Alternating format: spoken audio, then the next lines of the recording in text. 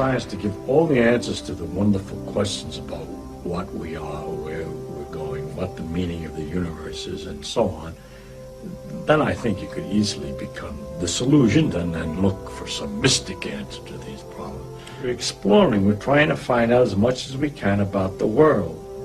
People say to me, are you looking for the ultimate laws of physics? No, I'm not. I'm just looking to find out more about the world. And if it turns out there is a simple ultimate law that explains everything, so be it. That would be very nice to discover. If it turns out it's like an onion with millions of layers and we're just sick and tired of looking at the layers, then that's the way it is. But whatever way it comes out, its nature is there and she's going to come out the way she is. And therefore, when we go to investigate it, we shouldn't pre-decide what it is we're trying to do except to find out more about it. Believe the special stories that have been made up about our relationship to the universe at large, because they seem to be too local, too provincial. The earth, he came to the earth. One of the aspects of God came to the earth, mind you. And look at what's out there. How can it isn't in proportion. And also another thing has to do with the question of how do you find out if something's true? And if you have all these theories of the different religions, have all different theories about the thing, then you begin to wonder. Once you start doubting, which I think is, to me, is a very fundamental part of my soul, is to doubt and to ask. And when you doubt and ask, it gets a little harder to believe.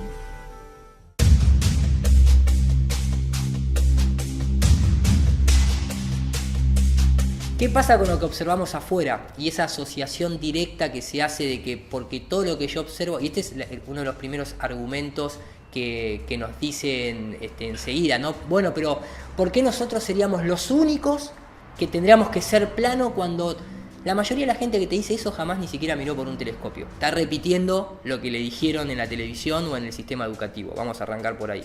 Si viste por un telescopio, bueno, contame cómo es la otra cara de la luna, porque nadie la conoce. Contame cómo es la otra cara del Sol, cuando la propia ciencia te dice que las manchas solares son como una mancha dentro de un fluido de un río. No es que está girando el objeto, sino que la mancha se está desplazando. Son todas suposiciones de suposiciones para justificar un modelo que se basa en el principio de autoridad y no en la observación. Ahora, ¿qué pasa cuando vemos un planeta? Lo vemos circular, lo podemos ver esférico, semiesférico, convexo, cóncavo. Lo estás viendo con un solo ojo. No tenés profundidad de campo. El único telescopio binocular está en Arizona y lo comparte el Instituto Max Planck junto con el Vaticano y se llama Lucifer. Un nombre bastante curioso. Entonces, nosotros no vemos en estereoscopía. Y además, la última prueba es ir y tocarlo dentro de la ciencia. Si no es un modelo, ¿puede estar correcto? Sí, puede ser correcto, pero no deja de ser un modelo. En este caso, todo lo que está en el cielo parece ser una religión. Te prometen que vas a ir al cielo, pero nunca vas. Tanto en la religión como en la ciencia aeroespacial. Solamente van los que se visten de blanco y bajan del cielo los que se visten de blanco y que tienen conexiones incluso con logias ocultistas de carácter masónico, un tema para que recomiendo investigar, o son militares como el caso de los astronautas. El tema es que desde tierra yo agarro un telescopio, una cámara, pongo en el piso, miro una estrella, miro un planeta y se ve una luz, se ve algo que tiene hasta su propia iluminación. Que pueda tener fases no significa que no se autorregule o que no se recargue de la luz que puede proyectar una fuente tan potente como la del Sol, que en nuestro modelo es una fuente electromagnética. Yo pongo una lamparita al lado de una planta y crece, pongo fuego al lado de una planta y se muere, pero necesitan justificar el Sol termonuclear, aunque te dicen que va a durar 5.000 millones de años, porque tienen que basar un montón de otras cosas a nivel económico, con el hecho de siempre hay que estar quemando y haciendo explotar todo. Entonces asocian al Sol con eso, pero en realidad es una fuente electromagnética. Pero las estrellas son interesantes, nosotros vemos puntos de luz que no parecieran ser soles. Cuando los ves con un telescopio, con una cámara de alta potencia, lo único que vas a ver es un punto de luz blanco que por las capas atmosféricas, nosotros siempre estamos abajo de las capas atmosféricas, es como ver a través de, como si vos te metieras en una pileta de agua y pretendieras ver un objeto que está fuera del agua. Lo único que vas a ver es un punto de luz difractado porque la luz en el medio que atraviesa, que es nuestra atmósfera, se difracta y vas a tener la sensación, dependiendo de la temperatura y las condiciones climáticas de ese momento en la observación y cómo está el tubo del telescopio, si está o no adaptado a las temperaturas externas, vas a ver un punto de luz que hace así, porque es como estar abajo del agua, y puede ser que tenga una colorimetría un poco verdosa con roja y azul, porque simplemente la luz, como cuando lo pasás por un prisma, se difracta y muestra su verdadera esencia, que es la luz blanca. Está compuesta de un montón de otras ondas electromagnéticas, desde el infrarrojo hasta el ultravioleta, y esto es lo que vas a ver, y nadie te va a poder demostrar que ese punto que está ahí es un sol. Te lo van a demostrar a través de animación por computadora o de interpretaciones artísticas como se hacían en otra época cuando la computadora no existía para hacer gráficos. Sigue siendo un punto de luz blanca. ¿Que para qué sirven las estrellas? ¿Por qué están las estrellas? Son una guía en el plano espiritual y en el plano terreno. En el plano terreno, ¿para qué te sirven? Para saber las estaciones del año, cuándo tenés que cultivar, cuándo tenés que cosechar, cómo orientarte en el mar, haciendo una triangulación. Cualquier navegante que se orienta por estrellas no va a calcular el arco de la base del triángulo con la estrella y el punto de él en arco. Va a ser un triángulo recto. Entonces está calculando capaz que 400, 500 kilómetros esa estrella en una base recta. En 500 kilómetros, ¿sabés la cantidad de curvatura que hay si la Tierra fuese una esfera? No puede un científico no a lo menos reexaminar el modelo existente, confrontándolo con este nuevo modelo o renacido modelo, si tú quieres, entendiendo su lógica, su mecánica, su funcionamiento, su conceptualización estructural y de diseño, confrontarlas, observarlas, analizarlas, compararlas, respirar profundo y después emitir una opinión. En el caso mío, para mí fue básicamente lo que viene de mi constructo personal, que es la geometría. Todo lo que a mí me hacía sentido es netamente espacial y geométrico, tridimensional.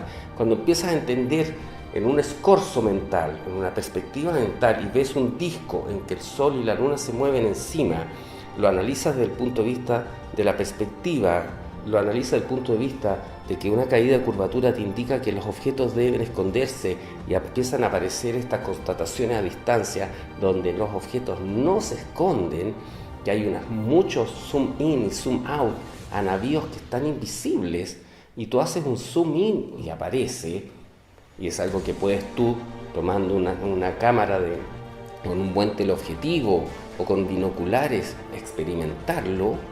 Tú dices inmediatamente que hay algo que no calza.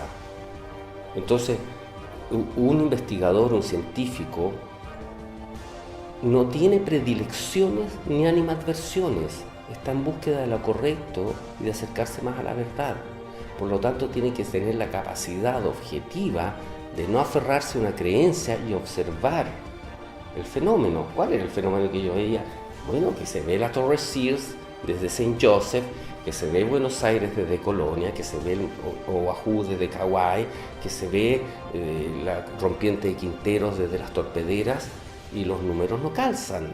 Hoy en día tenemos la capacidad tecnológica para agarrar una cámara o un telescopio y poder hacer observación a larga distancia y hacer simplemente una trigonometría esférica, o utilizar, por ejemplo, el principio de Bhaskara II, que es un matemático de origen, siempre me confundo, creo que es árabe o musulmán, de esos lados.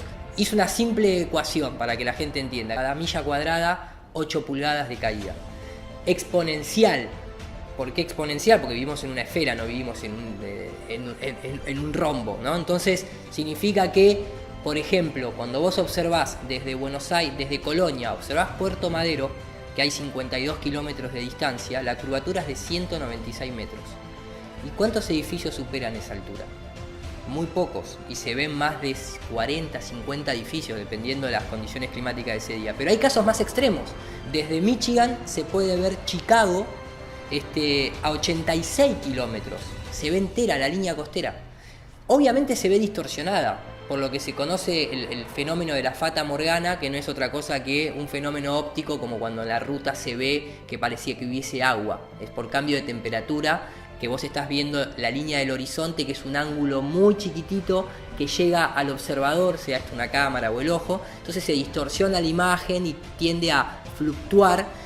Se cortan los edificios en algún momento por perspectiva, lógicamente, pero sobre todo porque estás viendo a través del aire, y el aire en acumulación, al tener vapor de agua, hace como si estuvieses viendo un objeto a través de un vidrio con agua dentro, de un vaso con agua. Los objetos se van a cortar y van a tender a desaparecerse. Entonces, ¿por qué se ven estos objetos si deberían estar ocultos por detrás de la curvatura? Hoy en día hay un ingeniero civil muy conocido en YouTube que se llama J. Toland, que hace observación con lentes infrarrojos a 10 kilómetros de altura viajando en un avión, y vos no podrías ver más de 380 kilómetros al horizonte, y esta persona filma objetos, ciudades, ríos, montañas, a 1000 kilómetros de distancia.